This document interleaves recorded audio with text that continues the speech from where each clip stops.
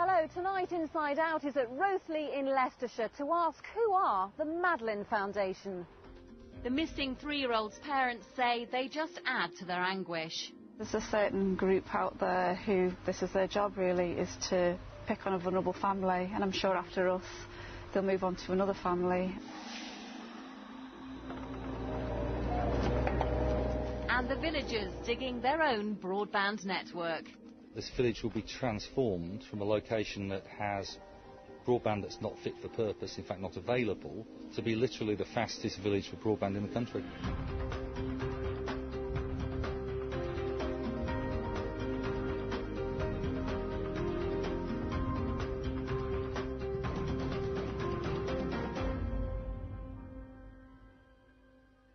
They've been described as a club for sickos who distribute vile leaflets. Their members insist they're only trying to discover what happened to Madeleine McCann.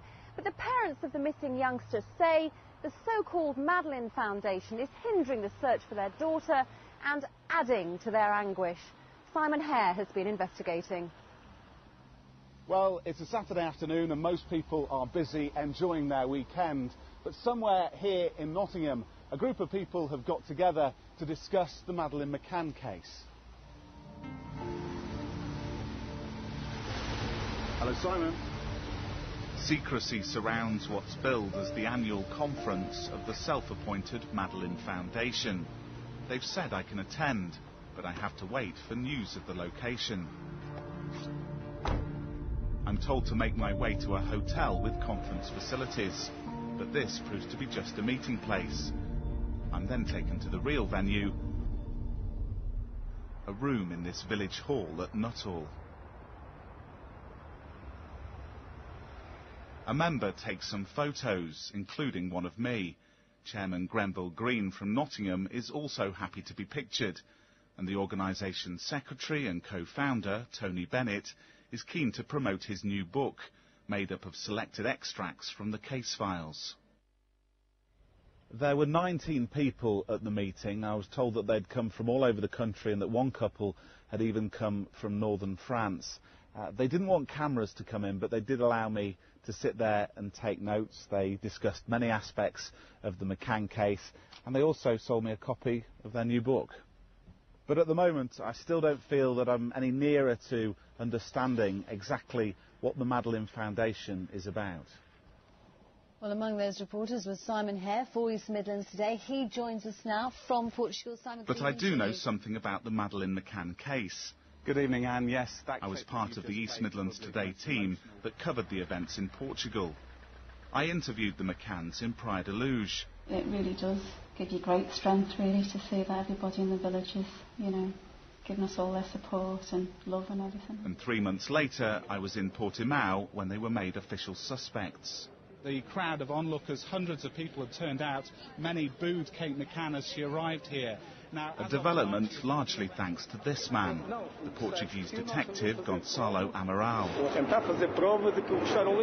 But he was taken off the case, and in 2008, the McCanns had their suspect status removed. We welcome the news today, although it is no cause for celebration. And won libel damages for some of the lurid press coverage they'd received. A year later, front-page news of a different kind, thanks to the Madeleine Foundation.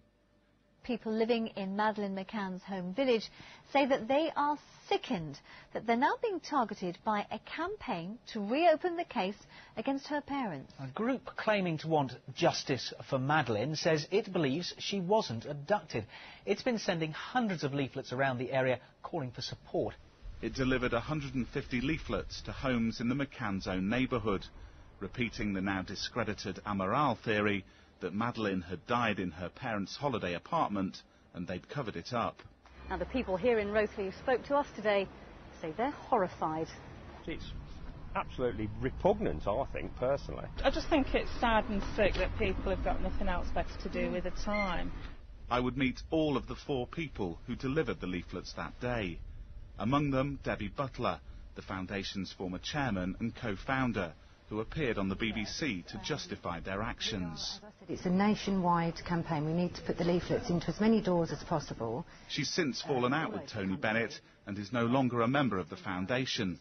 but she agreed to meet me near her home in Kent. Mr. Bennett decided that we would go to that area. I'd never been there. He'd been there before. I found out that he had been there before. He knew where we were going. I drove. We had Grenville Green with us and Helen Davies, his wife.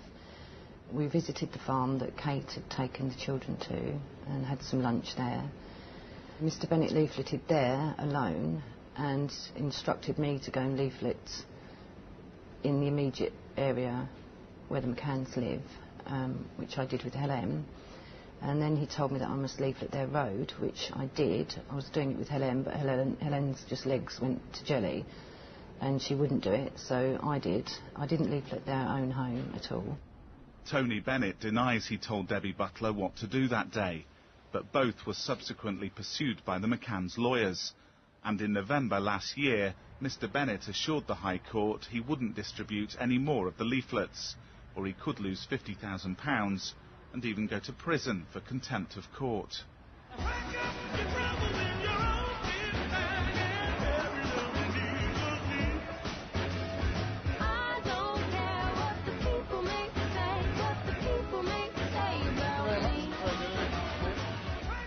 About the Madeleine McCann case.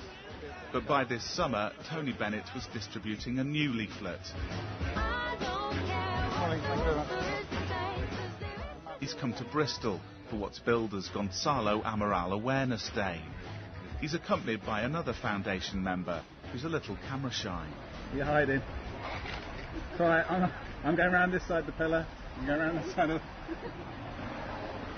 There's some evil people in this. There are some evil people, Very evil. Yeah. I don't know what to say. I think she's just been stolen. You know, why did all these people... Conspiracy theory about everything now, isn't there? True, yeah, but many things. 9/11, yeah.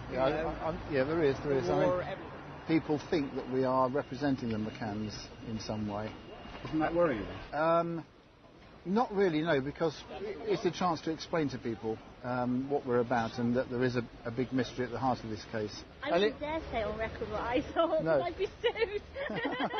The NSPCC say that we should never ever leave children of that age on their own, even for 30 seconds. You know. But they did, and nobody had a right to take her anymore.